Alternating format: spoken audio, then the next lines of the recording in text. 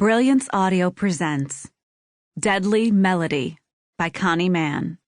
Performed by Jackie Floyd.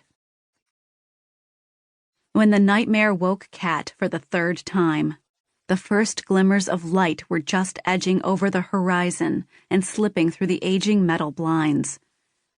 She bolted upright in the narrow bed under the eaves, heart pounding like a runaway train. She was drenched in sweat, and not surprisingly, her cheeks were wet with tears. The nightmare of Daniel's death always reappeared when she was stressed or scared.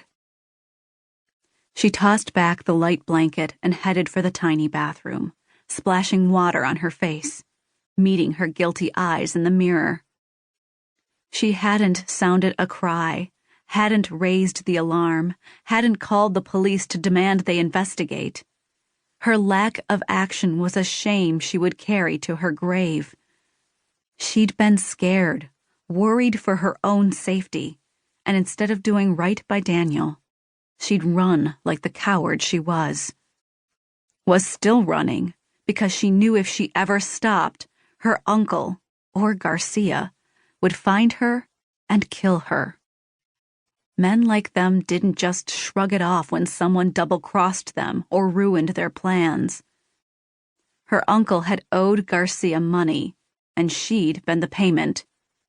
Neither one would ever forgive her for ruining that. To escape the guilt, at least for a while, she pulled on workout clothes, grabbed her violin, and slipped outside. It was barely light enough to see, but she knew the path from memory more than by sight. She headed into the woods, trying to ignore the rustling in the underbrush as she walked. She'd never liked that aspect of the woods. Instead, it was the quiet she craved. She inhaled the smell of the tall pines overhead, the quiet shuffle of the pine needles that carpeted the ground. The sky was just beginning to lighten when she found the clearing she'd considered hers while she lived there.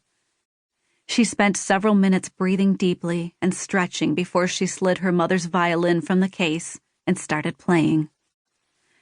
Here she could play the classics she'd been taught, one after another. She had learned to enjoy fiddling at honky-tonks, where she played to put food on the table.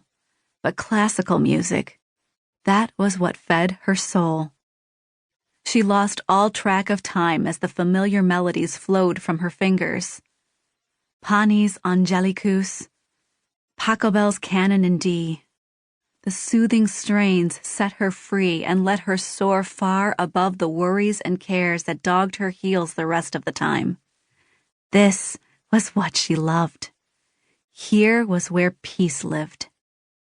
She'd just finished a more modern piece called Somewhere Only We Know, when Blaze said, "That's pretty cool. Where'd you learn to play like that?" Kat spun around so fast she nearly lost her balance on the slippery needles. "You startled me. How long have you been here?" Blaze sat on a fallen log, wearing a hoodie and a pair of jeans, black boots on her feet, watching her. How had she not heard her approach? Kat was always alert to her surroundings.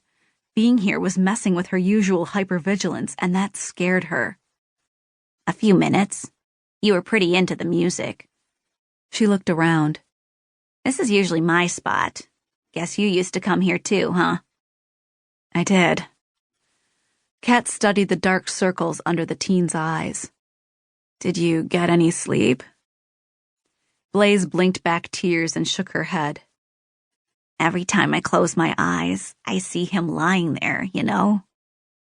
Oh yes, she knew. "I'm so sorry, Blaze, truly."